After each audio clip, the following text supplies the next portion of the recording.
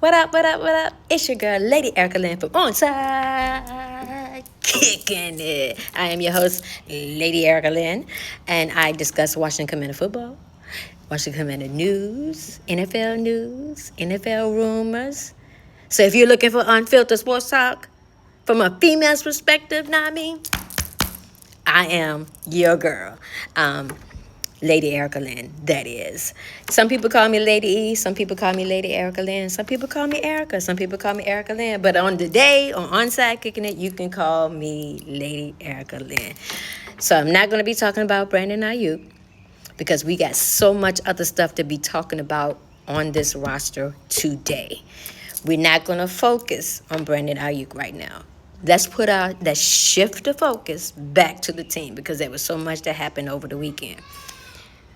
So, anyway, let me ask you guys this. What do you think that the Commanders coaches are really valuing right now? Because if you look at it closely, there is a pattern. And that pattern is actually going to shape our roster. So we're going to break that down today, okay? What the Commanders coaches are really valuing. Kick that like button, yo. Kick that subscribe button. Kick yourself down in them comments and let's break it down.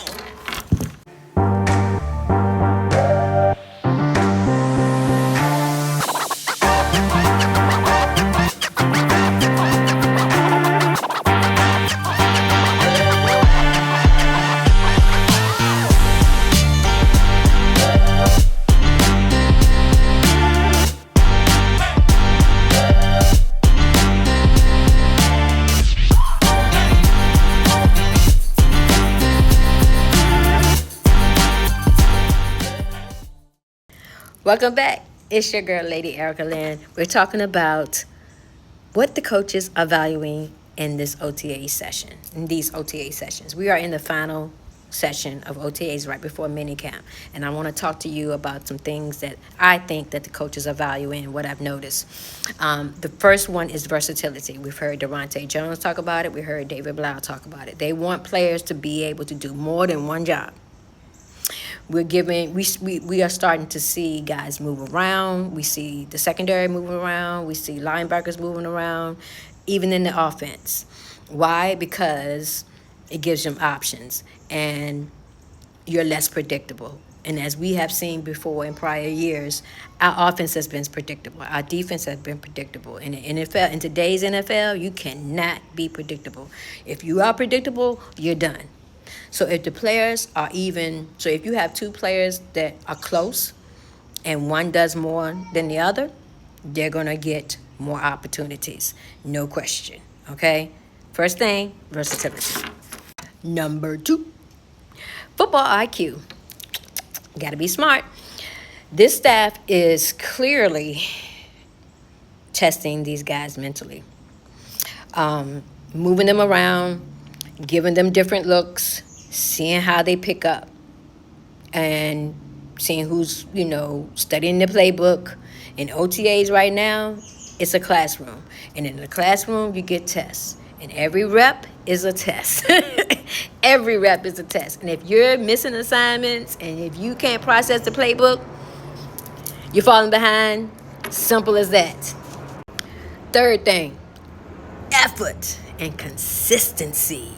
Coaches are watching everything, but how hard you go, how you finish, and how you show up every single day. Just being a fan, I've been a fan for years since I was a little girl, but watching AP and how he's moving and how he's working and what he's seeing in these players, like as far as the football IQ and being versatile, this matters. All of that matter. This is in effort and consistency. I can't talk today. With effort and consistency, this is where the depth players can really stand out. How hard can you go? They can stand out because of their effort. The effort and consistency is non-negotiable, you guys. Y'all hear that, little girl? Anyway, trying to get me off track. Stay focused, E. Effort and consistency, it matters. So it's non-negotiable, as I said. We got 2 more to go. The next one is scheme fit. Some of you guys ain't going to like this because some of y'all players are y'all favorite players. Ain't gonna fit the scheme. I'm just saying, not every talented player fits the scheme, fit what the staff wants to do. So right now, they're asking who fits our system, who fits our identity, who fits our culture. Y'all know Adam Peters is big on culture. Dan Quinn is big on culture. And we're building something. And I believe it's going to be great. That's why some players are getting more reps than others, because they fit the scheme. Not because of their talent, it's because they fit the scheme. It's not hype. It's not. It's just, do you fit the scheme? If it's a fit, if it's not. The great thing about it is we have drafted some great players and picked up some good players in free agency. But do they fit the scheme? Do they fit the culture? Do they fit our identity? Our last and final thing is competitiveness. Y'all know what it is. We've been hearing about it all off season. Competitiveness. We talked about this last year. But now we got a roster full of dogs that's competing. We have competition in every room. Well, not the quarterback room, because we know Jaden Daniels. Well, maybe we do in the quarterback room, because we drafted a quarterback, and then we got Sam Hartman. So there's some competitiveness going on there. And in the kicking room. I forgot about that, because Jake Moody, bro. You better. I love it. I love it, though. I love it. Even in the OTAs, there is competition. Coaches are watching, like I said, who steps up, who communicates. I don't know if y'all noticed, but on those videos that I see that they put out there by media, you see a lot of communication going on, and that's important. And who also brings the energy, like your girl, Lady Erica Lee from onside, Kickin'It. Bring the energy. It separates guys quickly. So competition, competitiveness, effort, consistency, scheme fit. What else did I say? Versatility. I said a lot of things, and these are the things that I think that the coaches are valuing this year in OTA sessions. So I'm excited about the season. I'm excited about seeing these guys compete. I'm excited about seeing the guys bring the energy like I do.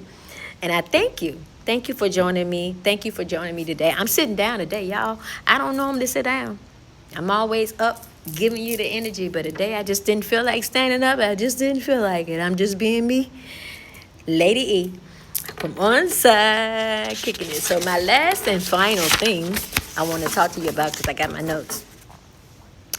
So when you put it all together, okay, what do coaches value? Versatility, football IQ, effort, consistency, scheme fit, and competitiveness. If you check all those boxes, you're going to find yourself on this roster. You're going to find yourself on the field. If you don't, others will, or the OTAs will expose it. So that's what we are looking at in OTAs, and seeing it from a coach's perspective and what they are valuing. And if we start doing that, I think as fans, we can see what they are developing this year on the 2020 for the 2026 season. Thank you guys for joining me today. I appreciate you.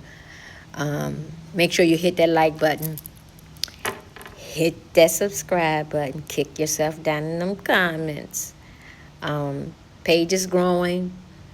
I appreciate the encouragement to keep going. I appreciate the guys for commenting. I'm excited actually about possibly doing the competition with the other content creators, and make sure you're tuned in for that. See what I can do. See what I can bring. Competition. Right? Competition. That's what it's all about. It's your girl, Lady Erica Lynn from onside kicking it. And I'm out. Peace.